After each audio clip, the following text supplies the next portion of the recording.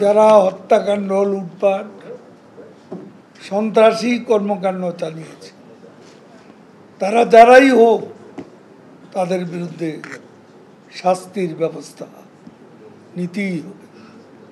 জননিরাপত্তা বাধা বিঘ্ন ঘটানোর সন্ত্রাসী কর্মকাণ্ডে জড়িত কাউকে জনস্বার্থে ছাড় দেয়া হবে না। শিক্ষার্থীদের আন্দোলনকে পুঁজি করে কাউকে সন্ত্রাস, সহিংসতা সৃষ্টির সুযোগ আমরা দিতে পারি না। জনগণের জানমালের নিরাপত্তাকে বাধাগ্রস্ত করে এমন কোনো কর্মকাণ্ড সহ্য করা হবে না। বাংলাদেশ আওয়ামী লীগের সর্বস্তরের নেতা, কর্মী ও সমর্থকদের রাজপথে থেকে জনগণের জানমালের নিরাপত্তা বিধানে নিজেদের সক্রিয় ভূমিকা, সহযোগিতামূলক সক্রিয় ভূমিকা পালনের জন্য সাংগঠনিকভাবে নির্দেশনা প্রদান করা হচ্ছে। আমরা আজ স্বাধীনতা বিরোধী, মুক্তিযুদ্ধের চেতনা পরিপন্থী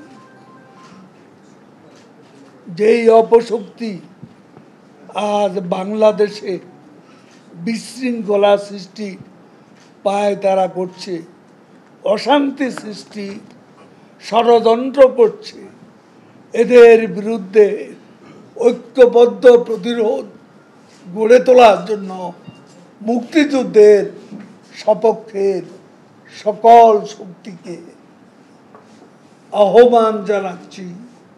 আসুন বঙ্গবন্ধু কন্যা শেখ হাসিনার নেতৃত্বে আবারও আমরা ঐক্যবদ্ধ হই এবং অশুভ শক্তি এই ঘৃণ্য তৎপরতা থেকে আমাদের মাতৃভূমিকে রক্ষা করি।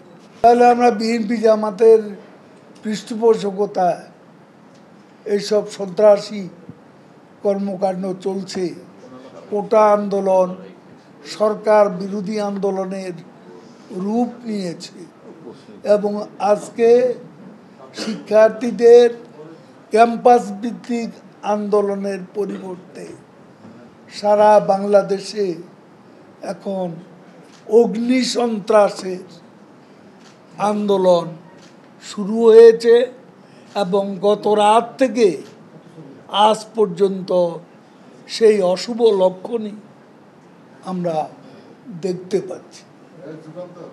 চিহ্নিত করা এর জন্য আমাদের সরকারের বিভিন্ন সংস্থা আছে, গোয়েন্দা সংস্থা আছে, আইন প্রয়োগকারী সংস্থা আছে, দলীয়ভাবেও আমাদের একটা দায়িত্ব আছে। আমরা সবাই মিলে চেষ্টা করছি এবং সাংবাদিক হিসাবে আপনাদেরও দায়িত্ব আছে সত্য উন্মোচন।